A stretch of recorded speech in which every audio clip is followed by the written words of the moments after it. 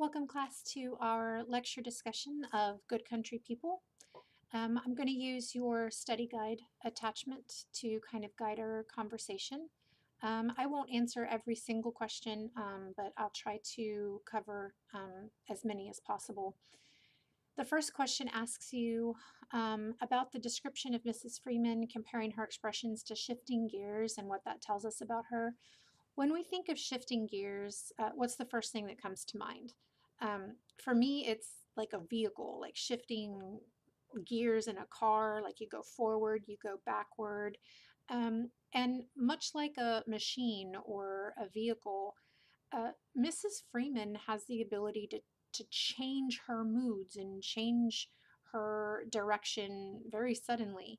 Um, but there's this feeling of this lack of, she's not as genuine as we would expect, and or what we would want someone to be. And this lack of genuine nature comes across with Manly Porter later in the story as well. We see that he's capable of lying and manipulating, and Miss Freeman is very similar to Manly Porter in that way, that she can shift her expressions much like a machine. For number 2 and 3, we're looking at Mrs. Hopewell. Uh, Kind of going back with Mrs. Freeman too, I want to pay attention here to their names because there is kind of some significance behind their names. Mrs. Freeman is a free person, right? And Mrs. Hopewell is a very Pollyannish, overly naive slash optimistic individual who's always hoping for the best. That's Hopewell. Her treatment of her employees, the Freemans, as good country people, she seems to provide the Freemans with, under the circumstances, quite a bit of authority, and we see that she mentions them as being good country people, and that can be taken as a positive terminology applied to the Freemans. When we think of good country people, oftentimes we think of people who are hardworking, God fearing, honest people. I do want to note, though, that there is a negative connotation to good country people in some contexts. When we think of good country people as being God fearing and hardworking, those are positive things. But on the opposite side of that, the negative connotation is sometimes applied to good country people being less knowledgeable or less educated. Perhaps the best way to say it is more simple than your average run of the mill individual, like Miss Hopewell would see herself.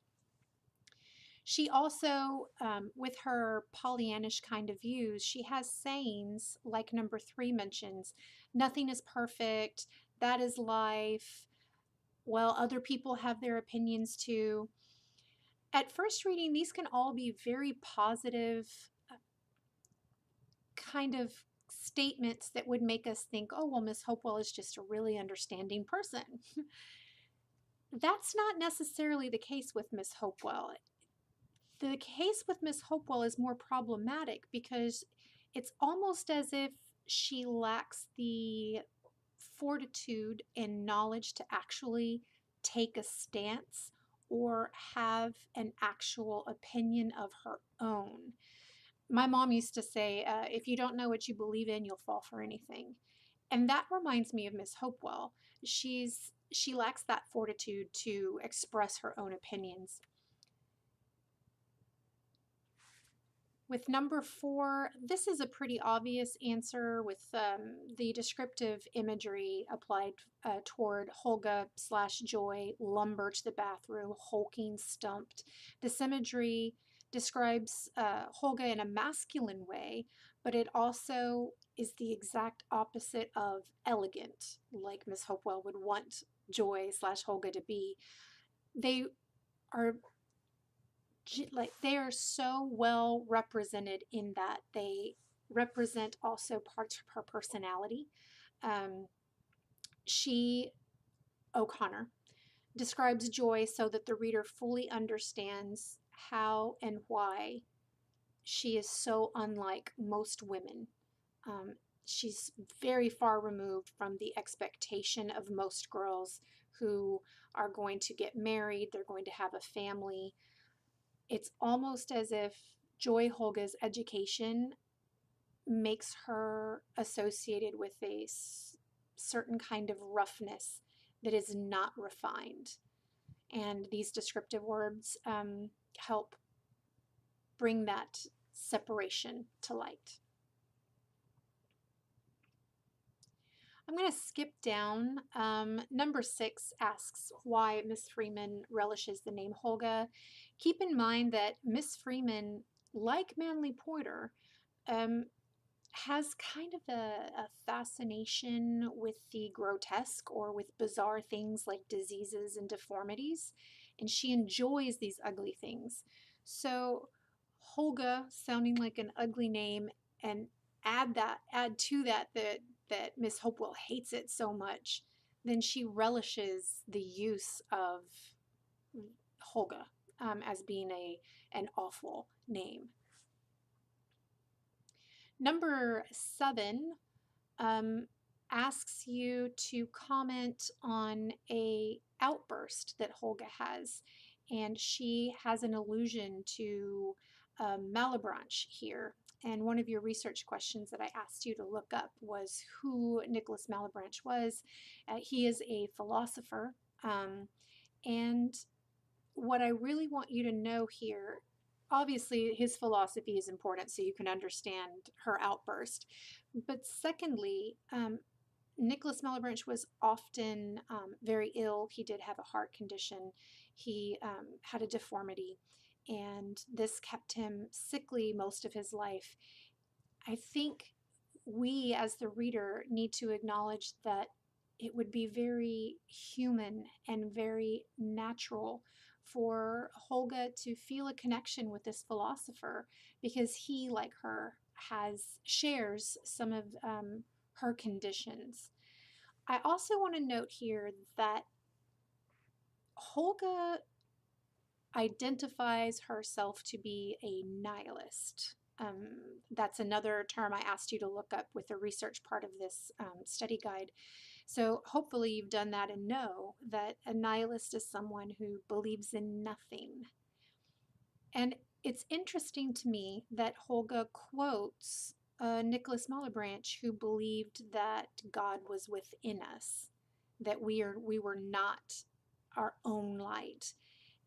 That's interesting to me because a nihilist believes in nothing, and she's quoting someone who has a theology. So I find this to be contradictory in sorts, and I'll come back to that toward the end of these questions.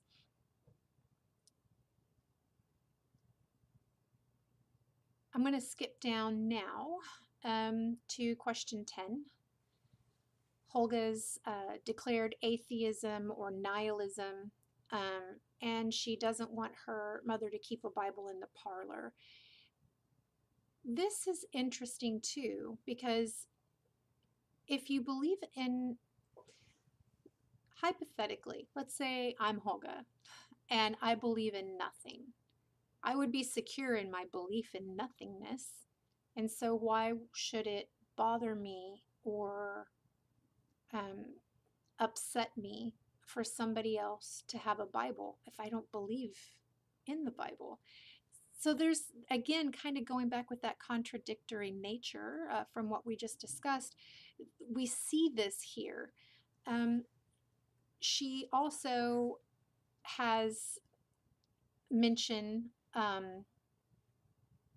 of her validity and her beliefs and the differences between an actual belief and ideological crutch. A lot of this can come from her need to act out or rebel from her mother's beliefs and her mother's control more so than her actual belief in nothingness, if that makes sense. Manly Pointer refers to himself as good country people with question number 11 because he's a con artist and he knows that if he identifies as being good country people, simple, God-fearing, hardworking, right? If he identifies with this, then he will be able to manipulate his way into Mrs. Hopewell's home. And this is also why he claims to have a heart condition. He doesn't actually have a heart condition. He's using this to manipulate his way into the household and to get close to Holga, to really show the grotesque kind of nature of Manly Pointer. It is important to realize that he does have a fetish for handicaps. He thrives or gets off on stealing body parts or needed things from handicapped individuals. So he's trying to get in with Holga so he can get close to her. That also answers kind of question 12. For question 13, the irony in Holga's plans or her dreams to meet with Manly Pointer. In her dreams, her plans, she wants to seduce Manly Pointer. And she wants to seduce him so that she can show him that all of his religious beliefs in God and all of his values are actually pointless and that they're not true. And she wants to essentially strip him of his faith in his beliefs.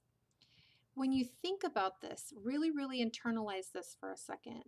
When someone intentionally sets out to strip someone of a belief system, whether that be religion or anything else, from them, that's a very cruel and hurtful thing to do.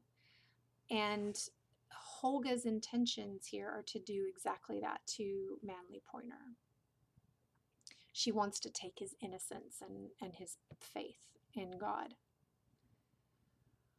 When the irony comes in, when Manly Pointer takes Holga up and seduces her and convinces her to rely on him, to admit she loves him, and to entrust her leg to him as if it was her soul, and even lets him touch it and take it off. The tables have been turned. Manly Pointer is doing to Holga what Holga wanted to do to him.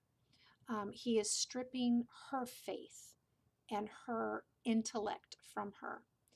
Realize that for Holga, she doesn't have faith in God. She doesn't have faith in other people. What she has faith in is her intellectual ability. It's her mind. And her inability to recognize Manly Pointer as a con man, as a degenerate of sorts, her failure to do that means that he stripped her faith away. She cannot rely on her intellect. She needs something bigger and more than herself.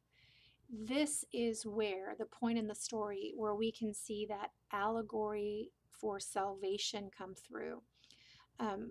Most of O'Connor's work kind of deal with this salvation of a flawed character. And in this case, that flawed character is Holga. If she can no longer rely on her intellect and her intelligence, then who can she rely on? With this stripped down, most vulnerable place she could possibly be, comes the realization that she needs something more, something bigger, like God. And in this way, this is kind of an allegory for salvation. That's also why when she, I don't have the exact quote here, so I apologize, but that's why she also entrusts her leg to him, and why O'Connor words it the way that she does with it, being like she's entrusting him with her soul. The last question that I want to go over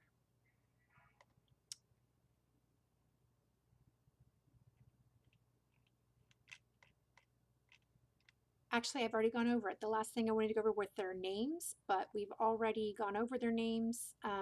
The last thing I want to say here before we conclude this very brief lecture is there is a kind of juxtaposition and comparison that can be made between the Hopewells, that being Mrs. Hopewell and Holga Joy, and then also Manly Pointer and Mrs. Freeman. Mrs. Freeman and Manly Pointer are very similar. As much as they would hate to admit it, Holga and Mrs. Hopewell are very similar. We see at the very last part of the story, we see Mrs. Hopewell refer to Manly Pointer one last time as being simple, good country people being simple. And Mrs. Freeman says she could never be that simple. So we have the Hopewells falling for, in their innocence and ignorance, falling for Manly Pointer and Mrs. Freeman's manipulations. And then we have the Freemans and Manly Pointer who are the manipulators or perhaps the true nihilists in the story. Again, there are always multiple interpretations. The brief stuff I've said here is not the only way. I encourage you to please read, research, and come up with some additional answers to these questions. I hope this lecture has helped a bit, and have a great day.